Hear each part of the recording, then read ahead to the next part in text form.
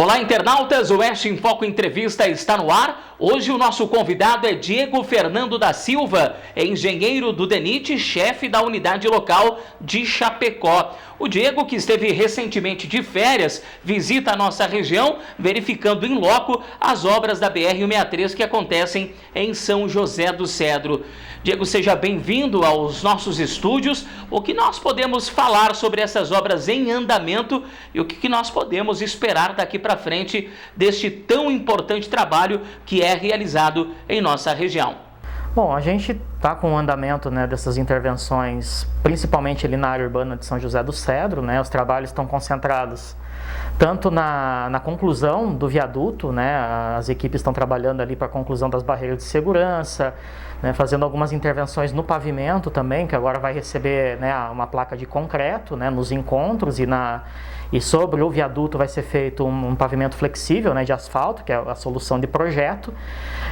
Também está sendo trabalhado ali na implantação das vias laterais, também na conclusão também da solução do acesso, que é formada ali por duas rotatórias, que ficam abaixo do viaduto, As equipes estão trabalhando ali. Estão sendo executadas obras de terraplenagem também para a conclusão de uma via lateral e da terceira faixa que está prevista também ali depois na região do Distrito Industrial 2, sentido Guarujá do Sul.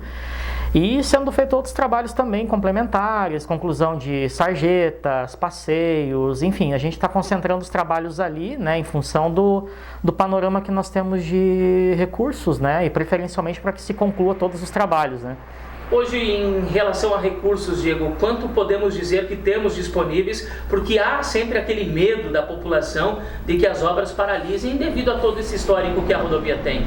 É uma situação que a gente leva com bastante atenção, com bastante cautela, tanto pelo fato da gente priorizar, no caso, a conclusão dos serviços, que preferencialmente eles iniciem e terminem, dentro daquilo que a gente tem disponível, Hoje a gente tem de saldo em torno de 18 milhões.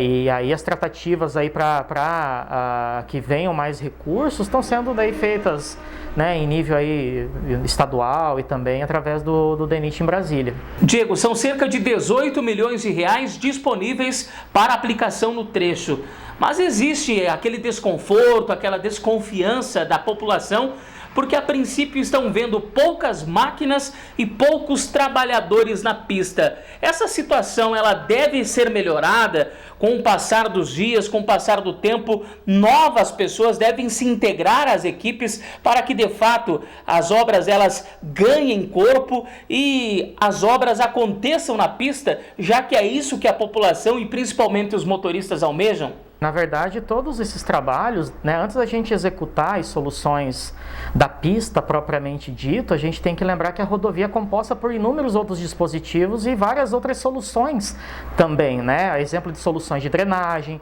as soluções de terraplenagem, obras de artes complementares, Então são todos esses trabalhos também que são prévios até também a execução da solução do pavimento, que a gente precisa executar para que a pista também tenha condições de funcionar de forma adequada, Então não é simplesmente só ir lá agora com a placa, com a solução de concreto, pavimento rígido, ir lá e lançar a placa de concreto em cima do pavimento. A gente precisa não só preparar também a pista para isso, mas também executar as outras soluções que tem no entorno, Então isso é uma situação bastante primordial agora no começo, até por conta também da gente estar tratando de um remanescente de obra, então está se buscando aí verificar as condições de funcionamento dos dispositivos que já tem na rodovia, fazer as correções necessárias, concluir aquilo que tem para concluir também de forma concomitante também dar início às intervenções de pista, Então isso está todo no planejamento que a gente tem junto com a empresa, Então são etapas iniciais, a gente iniciou aí as intervenções recentemente, Já tem algumas mudanças já no cenário lá também, principalmente na área urbana de São José do Cedro, que são etapas que a gente precisa cumprir, etapas executivas que a gente precisa para poder também finalizar com o pavimento e as outras soluções, E a questão do elevado, Diego, a previsão que nós temos, a princípio, a entrega seria para agosto de 2021, esse prazo continua? Isso, há uma previsão, a gente está trabalhando também, tanto que os serviços hoje estão concentrados ali também, né, para a gente concluir as barreiras de segurança, né, já estão sendo feitos trabalhos no pavimento que existia ali antes, né, da retomada das obras, para que a gente execute a solução hoje definida, né, para os encontros e também fazer a ligação dela com a pista principal, até que a gente também avance, né, conforme aí a disponibilidade de recursos e as condições, a gente avance daí com pavimento rígido aí na pista principal e também a execução das vias laterais que vão ser em pavimento flexível, né? Também é importante falar das vias laterais, Diego, que estão sendo trabalhadas neste momento.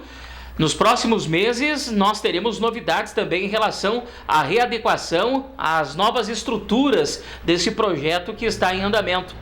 A gente tem previsão de concluir alguns segmentos nesse mês ainda, né? Mas como há uma extensão significativa, né? A gente vai liberando aí conforme o andamento. Vai ter a restauração também do trecho já da via paralela existente ali, né? Que pega da região ali da subestação até o Distrito Industrial 2, né? Ali também está previsto a restauração e também a implantação de terceira faixa e uma outra via lateral do outro lado, né? Então tudo isso tá no escopo que a gente espera entregar também ao longo desse ano. Continuando a falar sobre o viaduto, Diego, essa estrutura tão importante e tão polêmica também, que há muitos anos o povo cedrense, os motoristas de toda a região têm comentado sobre a questão da largura, que duas carretas ali não passam juntas, sobre talvez a demolição, ampliação. O que se tem a dizer sobre isso? Não, na verdade seria algo bem contraproducente, né? E também seria um baita de um prejuízo, porque a solução que está lá inicialmente ela atende, tecnicamente ela possui largura para um veículo tipo, né? E que eventualmente veículos com larguras maiores, né? Quem conhece um pouquinho da legislação sabe que depende de autorização especial de trânsito, que é o DENIT que autoriza.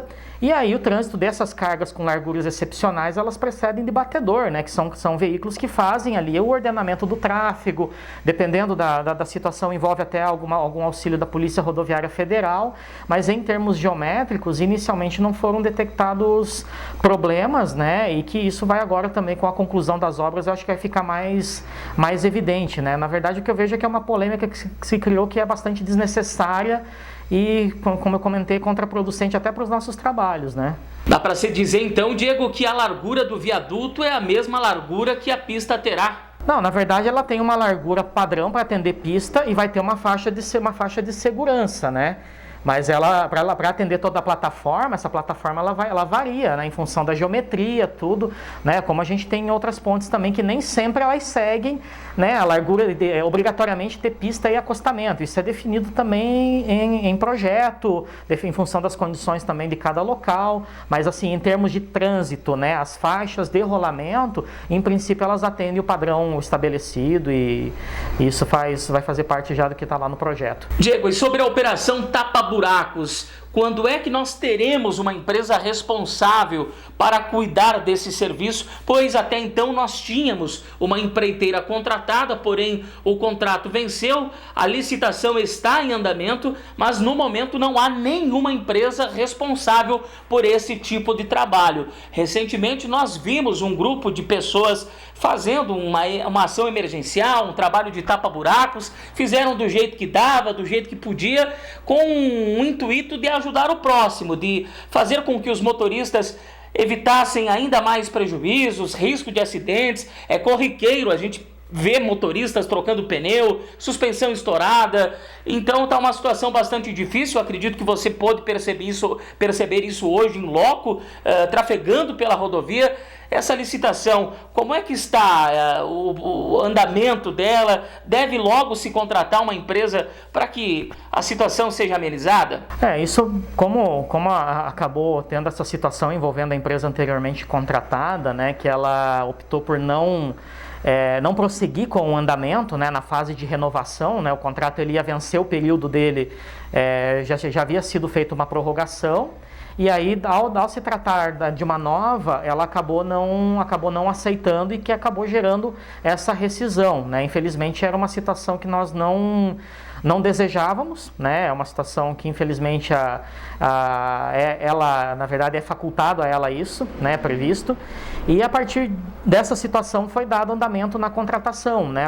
Dos serviços de manutenção. Isso é uma situação que já foi levado né, diante das condições e que é uma rodovia que demanda atenção constante, já foi passado para que se desse prioridade, né, e agora né, a abertura e apresentação de propostas vai ocorrer agora no dia 21.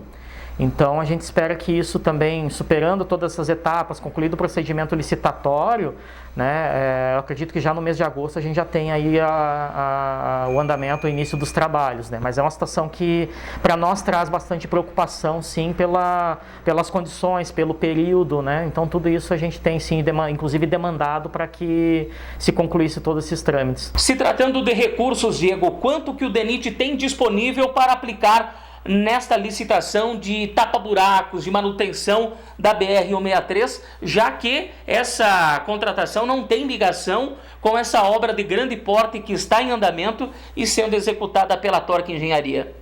Então, esse recurso ele é decorrente de uma rubrica orçamentária para a manutenção das rodovias federais de todo o estado, né? Então, uma rubrica que vai atender todas as rodovias relacionadas à manutenção.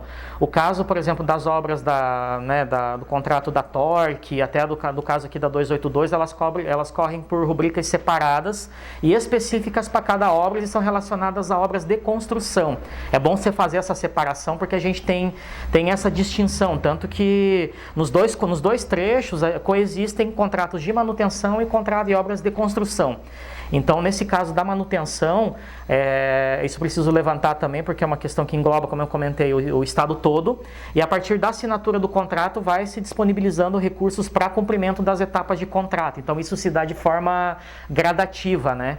Então, conforme o andamento, conforme o planejamento, né? A previsão também de gasto, né? A previsão de serviços demanda também esse planejamento e alocação de recursos. Diego, voltando a comentar sobre essa ação popular de tapa-buracos, nós sabemos que existem regramentos, que o DENIT precisa autorizar, que precisa se cumprir regras, é uma série de situações, né, que ocorrem em relação a esses procedimentos. Isso pode, não pode, as pessoas que querem auxiliar, daqui a pouco ajudar o motorista a evitar problemas e automaticamente se beneficia, porque a partir do momento que você tapa um buraco, você ajuda ao próximo e ajuda a você mesmo, porque todos trafegam por esse importante trecho, né, por esse importante corredor.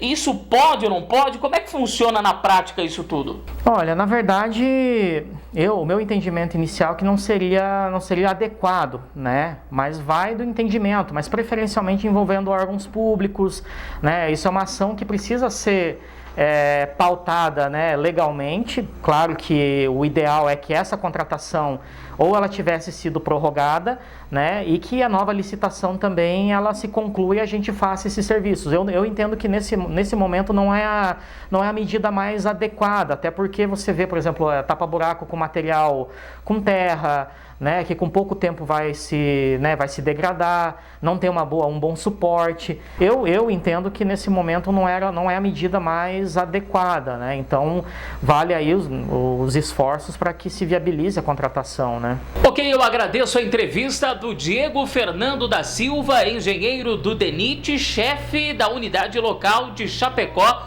falando sobre as obras da BR-163 aqui no extremo oeste, falando sobre esses trabalhos de grande porte, falando também sobre a licitação para uma contratação emergencial de uma empresa para tapar os buracos, já que estamos vivendo uma situação caótica nesse trecho.